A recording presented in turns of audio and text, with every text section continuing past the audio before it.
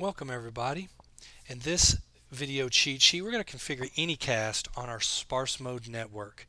We're going to start off with the baseline show command of show IP PIM RP mapping to see if we already have any rendezvous points configured in the network, and then we're also going to do a show IP route to look for a specific prefix.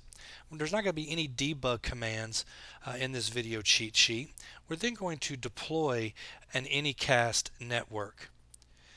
Then we're going to finish up the verification show command, show IP PIM RP mapping, and show IP route to ensure that we do now have a rendezvous point mapping throughout our network and that we can get to the IP address that is known for the rendezvous point. So let's take a look at the network topology. The way Anycast works is it's a way of configuring static RP addresses but pointing to a virtual address, if you will. What we're going to do is we're going to configure router 3 and router 5 with the exact same IP address on a loopback interface. We're going to create a new loopback interface on both router 3 and router 5, and they're going to share the exact same IP address.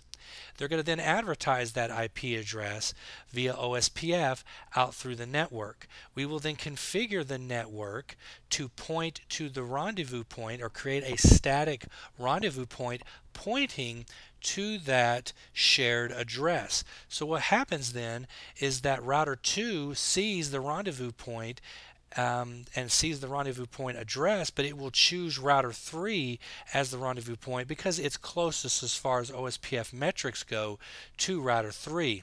Router 6 will also see the rendezvous point address, but it will choose router 5 as its rendezvous point. And router 4 should choose router 3. So this gives you some redundancy because if router 3 goes away, now router 2, still having the route that it also learned from 5, will then choose router 5 as its rendezvous point because it's now the closest one considering that router 3 has gone down. So that is the benefit that Anycast multicast gets you, is redundancy, while still using the simplicity of static RPs. So let's go ahead and get started. We've got a lot to cover. I'm going to do my two show commands here, show IP PIM RP mappings, which we don't have any, and show IP route for this prefix right here, which is going to be the prefix that both router 3 and router 5 is going to share, and I don't have that in my network table. So I'm going to go over to router 3 and create a loopback address for 99.99.99 and then put it into OSPF to advertise it throughout the network. Once again, this IP address is going to be shared between router 3 and router 5. So not only did I create this on router 3, but now I'm going to go over to router 5, and I am also going to create this loopback interface with the IP subnet and advertise that exact same prefix out as if router 5 is the only one in the world that owns it, when really router 3 also owns it. And this will allow the rest of the network to make the decision as to which is the best way to get there. So I'm going to go over to router 2 again, and I did a show IP route for that prefix earlier and it wasn't there, but now it sees it from router 3 and prefers it from router 3. So router 2 now has that prefix. So now I'm going to go over to router 6 and see what router 6 thinks of that prefix. It also has the prefix via OSPF, but it thinks that router 5 is the best way to get there.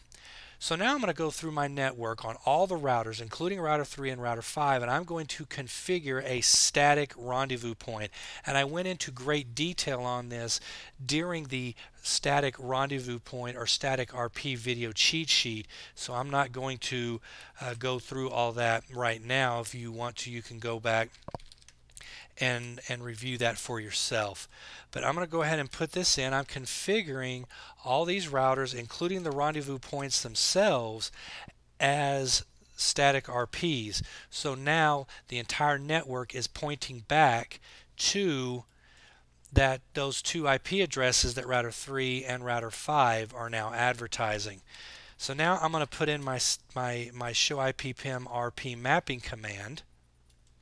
And router 2 now sees the rendezvous point as static, and of course it thinks it's router 3, and router 6 also has the rendezvous point as static, and it thinks that it's router 5.